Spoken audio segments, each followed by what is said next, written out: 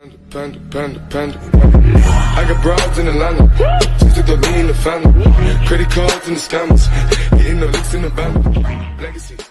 Welcome to Rocket Learning and lecture number 6 of acid bases and salts। Guys हमने सबसे पहले इस chapter में अरेनियस थ्योरी पढ़ी थी और इस चैप्टर के हम टोटल 5 लेक्चर्स कंप्लीट कर चुके हैं।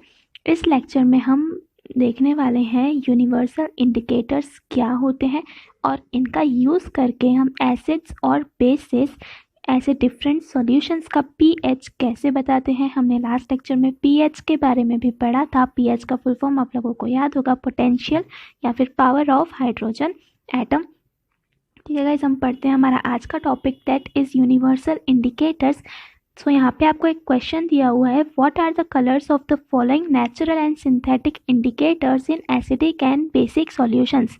तो इंडिकेटर्स जो हैं वो दो टाइप के होते हैं, एक तो होता है नेचुरल इंडिकेटर और दूसरा होता है सिंथेटिक इंडिकेटर। नेचुरल इंडिकेटर यानी नाम से ही पता चलता है जो नेचुरली हमें मिलते हैं, और सिंथेटिक इंडिकेटर्स यानी जो हम खुद बनाते हैं लेबोरेटरी में। ठीक है, तो इंडिकेटर कोई भी हो, नेचुरल हो या सिंथेटिक हो, दोनों को ही हम किसके लिए यूज़ करते हैं, किसी भी सॉल्यूशन का पीएच डिटरमाइन करने के लिए। ठीक है गाइस, अब यहाँ पे आपको एग्जांपल में दिए हुए हैं लिटमस, टर्मरिक, जामुन, मिथिल ऑरेंज और फिनोल्फ्थेलिन। ये सारे जो है ये इंडिकेटर्स हैं। मैंने आपको बताया था कि लिटमस जो है ये सबसे ज़्यादा यूज़ किया जाता है एसिड और बेस बताने के लिए। कैसे बताते हैं हम लिटमस का यूज़ करके, तो लिटमस एक पेपर होता है, यहाँ पे आपको दिख भी रहा है, ये होता है लिटमस पेपर। तो ये अलग अलग कलर का होता है litmus paper.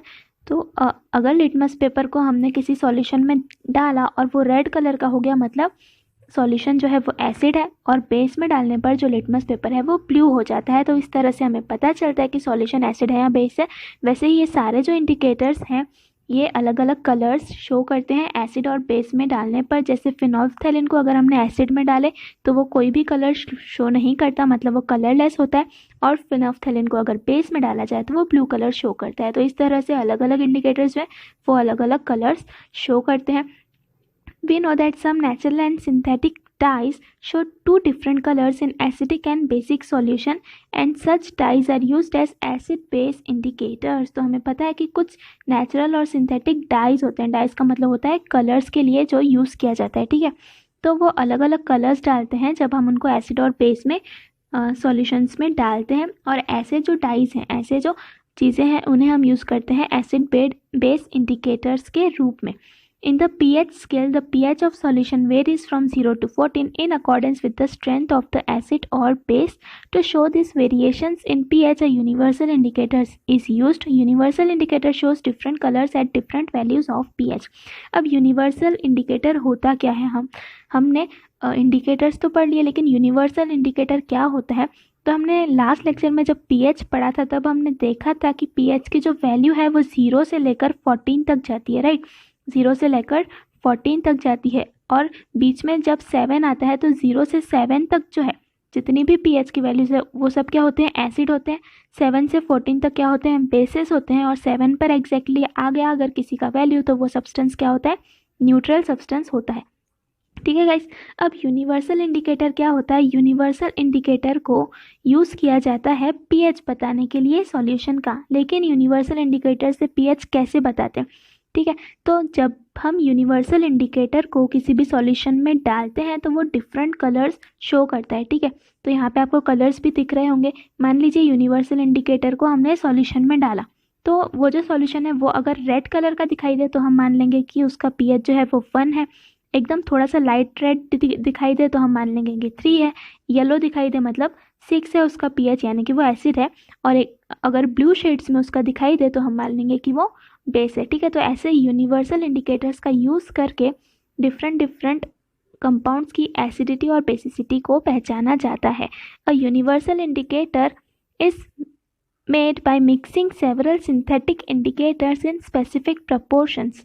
The pH of a solution can be determined by means of a universal indicator solution or the pH paper made from it. अब यूनिवर्सल इंडिकेटर का किया क्या जाता है, यूनिवर्सल इंडिकेटर से ही एक pH पेपर बनाया जाता है। जैसे लिटमस पेपर होता है वैसे ही यूनिवर्सल इंडिकेटर का यूज़ करके एक पीएच पेपर बनाया जाता है, और फिर उस पेपर को किस में डालेंगे, सॉल्यूशन में डाल देंगे, और पता चल जाएगा कि सॉल्यूशन जो है वो एसिड है या बेस है कैसे पता चलेगा? डिफरेंट कलर्स को देखने के बाद.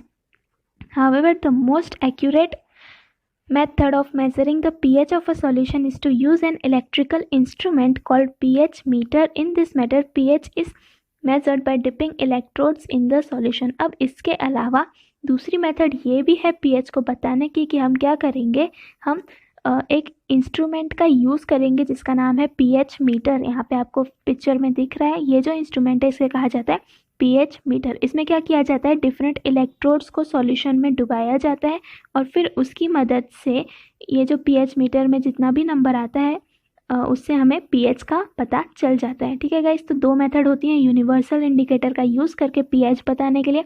या तो यूनिवर्सल इंडिकेटर का pH पेपर बना दिया जाता है या फिर pH मीटर का यूज़ किया जाता है.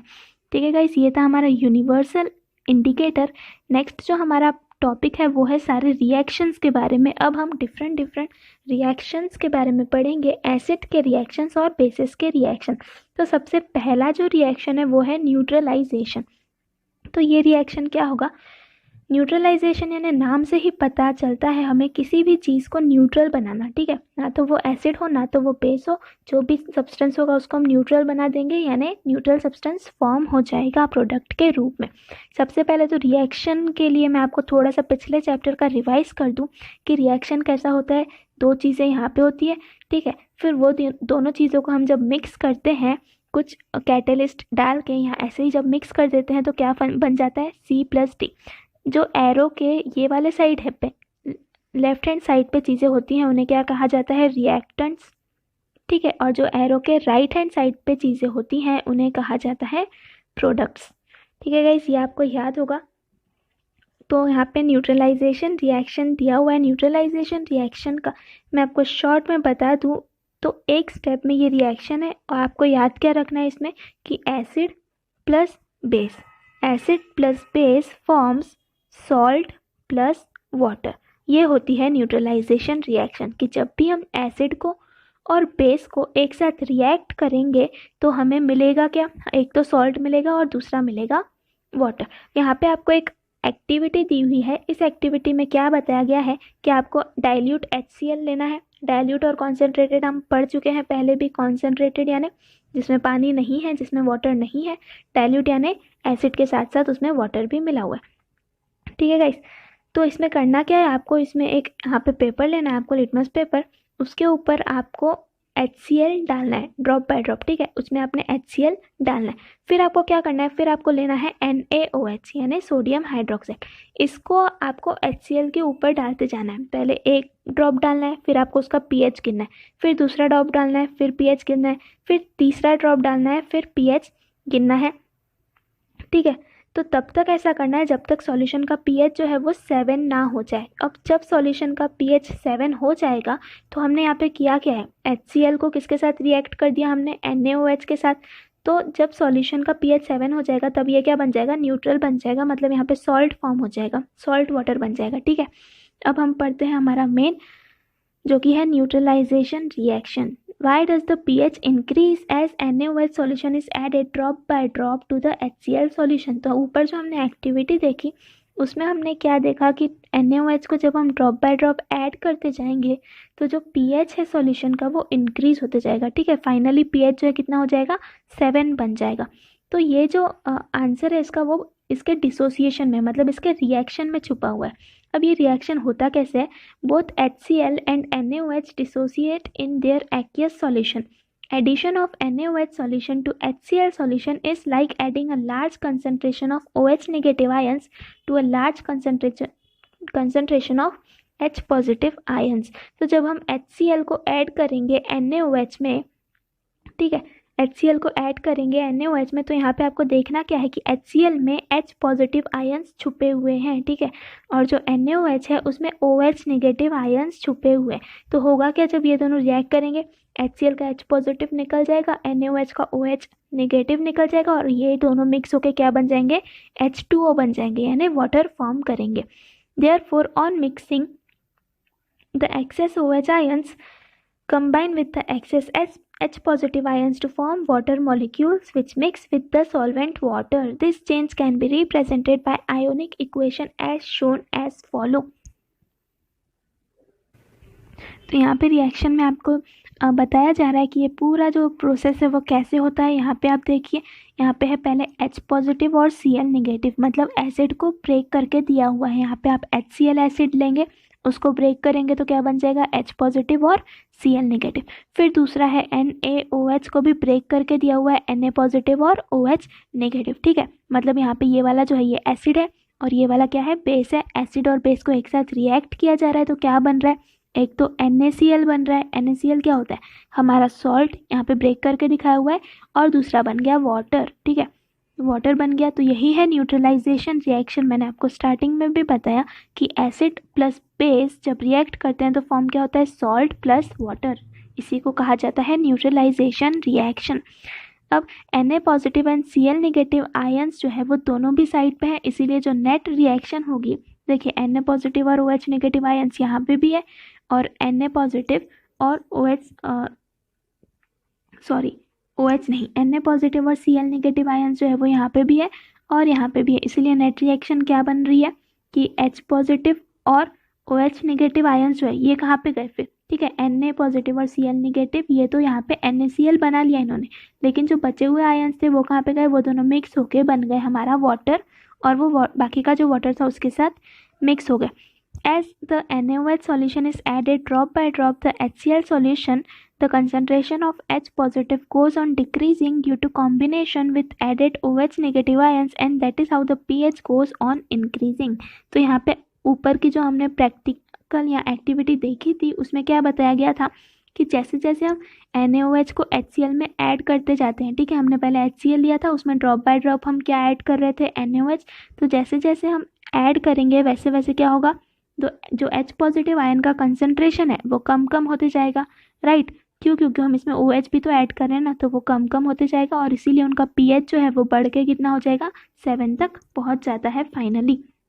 अब हम देखते हैं हमारा next, when enough NaOH is added to HCl, the resulting aqueous solution contains only Na positive and Cl negative ions, that is NaCl and salt and the solvent water।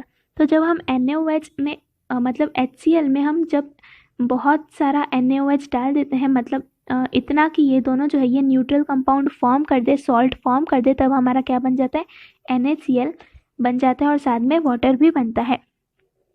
The only source of H positive and OH negative ions in the solution is dissociation of water. Therefore, this reaction is called neutralization reaction.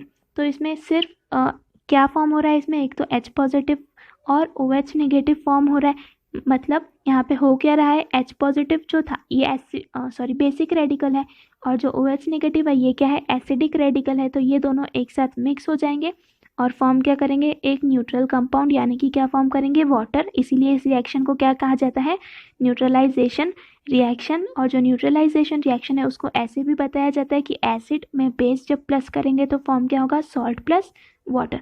ठीक है guys, नीचे आपको दिया हुआ है एक table जो कि आपको सॉल्व करना है, बहुत ही ईजी टेबल है, तो हम यहाँ पे सॉल्व करते हैं। यहाँ पे देखिए न्यूट्रलाइजेशन रिएक्शन ऊपर दिया हुआ है, acid plus base gives salt plus water.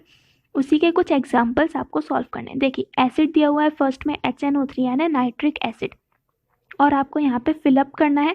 तो ये कैसे हम करेंगे, बहुत ही इजी है। देखिए सॉल्ट जो है, यहाँ पे सॉल्ट में क्या दिया हुआ है, KNO3, तो इसको ब्रेक कर दीजिए। ब्रेक करने पे क्या आएगा, एक तो K प्लस आएगा और दूसरा आएगा NO3 नेगेटिव। तो हमें रिएक्टेंट के साइड दिख रहा है NO3 तो है लेकिन K नहीं है, मतलब हम K को यहाँ पे लिख देंगे। ठीक है, अब H2O में देखिए H2O को ब्रेक करेंगे के तो क्या आ जाएगा, H पॉजिटिव और OH नेगेटिव। रिएक्टेंट के साइड पे देखिए क्या है, प्रेजेंट है, H तो प्रेजेंट है, OH नहीं है, इसलिए हम OH को यहाँ पे लिख देंगे। तो आंसर क्या आएगा यहाँ पे, KOH। ठीक है गाइस, फिर नेक्स्ट रिएक्शन में देखिए, नेक्स्ट रिएक्शन क्या है, 2NH4OH दिया हुआ है, यानी अमोनियम हाइड्रोक्साइड दिया हुआ है, और यहाँ पे कुछ दिया हुआ है। तो हमें पता है कि ये न्यूट्रलाइजेशन रिएक्शन है, तो हमेशा यहाँ पे सॉल्ट फॉर्म हो गया, सॉल्ट के साथ क्या बन जाएगा, वाटर तो फॉर्म होना ही है, ऊपर ही लिखा है। ठीक है, तो अब देखते हैं हम यहाँ पे एसिड की जगह क्या लिखेंगे।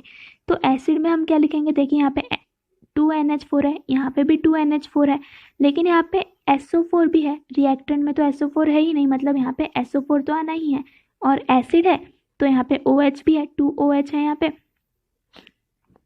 यहाँ पे 2OH है, तो यहाँ पे 2 ले लीजिए आप। तो OH कितने हो गए यहाँ पे 2, लेकिन बचा क्या, 2 हाइड्रोजन अभी भी बच गए, इसलिए यहाँ पे आएगा H2। तो फॉर्म क्या हो जाएगा यहाँ पे H2SO4 यानी कि सल्फ्यूरिक एसिड। तो सेकंड का आंसर आएगा यहाँ पे H2SO4 और यहाँ पे 2H2O आप लोग बॉक्स के अंदर लिखिएगा। यहाँ पे मेरी हैंड राइटिंग थोड़ी बड़ी आ रही है, ठीक है। और थर्ड वाला जो है, थर्ड वाला कैसे करेंगे, यहाँ पे देखिए पोटेशियम है, यहाँ पे भी पोटेशियम है यानी K है, यहाँ पे OH है, लेकिन यहाँ पे तो OH नहीं है, आ जाएगा कैसे, वाटर से H2।